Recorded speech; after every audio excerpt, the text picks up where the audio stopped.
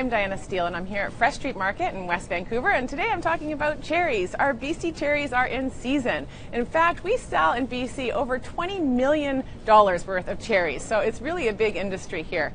Cherries are actually a very nutritious fruit. You may not realize that they not only are a source of vitamin C and vitamin A, they also contain something called boron, which is very important for bone health, and they contain antioxidants, anthocyanins, which is what gives our red fruit the red color. So just like in our strawberries and raspberries that I've spoken about before, there's also something called quercetin, which is a very potent antioxidant and helps to prevent the oxidation of your cholesterol and prevent free radical oxidation. So it's a very important nutrient to be including in your diet, and they just happen to be a good source in cherries. In half a cup, you'll get about 45 calories, and you're also going to get about 1.5 grams of fiber. And the fiber in your cherries is a soluble fiber, and soluble fiber helps to lower your cholesterol, but also makes them particularly good for cooking because it creates that sort of thickness when you're making a jam or a cherry pie. So cherries can be a really delicious fruit to include in your everyday cooking. So when you're at the grocery store and you're selecting your cherries, try to find cherries that have their stem on. If they don't have their stem, they're going to go bad sooner. So if you can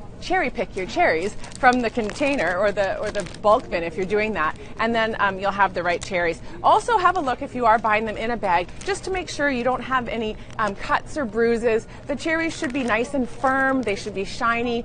You don't want them to have any brown spots on them because then they've been either poorly handled or they're getting a little bit old. So make sure that they're nice and firm. We have lots of different kinds of cherries in BC, probably over 10 that are grown here.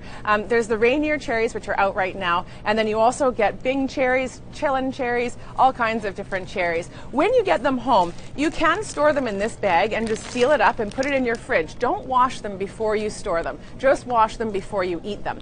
You can transfer them to another airtight container and put them in your fridge, but again, don't wash them until you're ready to eat them. Now, once you've washed some and you want to have them available for people to eat, you can leave them on the counter, but you need to make sure that you eat them that day, because after cherries have been left on the counter for a day, if you put them back in the fridge, they're going to be soft. So it's best to just put out as much as you need and then eat them up as you go. I love to use these dark cherries in things like fruit crumbles and pies, but also to make sauces, which you can then serve with your lamb, or you could put it with your maybe some chicken breasts if you've done them on the barbecue. I also like to make a sort of cherry jam that I'll put on top of a goat cheese on a crostini, so have them as part of your charcuterie plate. And then you can also have them in something like a quinoa salad. You can chop them up and throw them in with some Indian spices and have a type of pilaf with some fresh mint in there as well as of course eating them just raw and off the stem is perfectly fine. And you can even make them into some ice cream. So there's all kinds of ways to include your cherries. Buy them in bulk if you can get a really good price, and pit them and freeze them, and you'll have them all year round. So time to go find your cherries.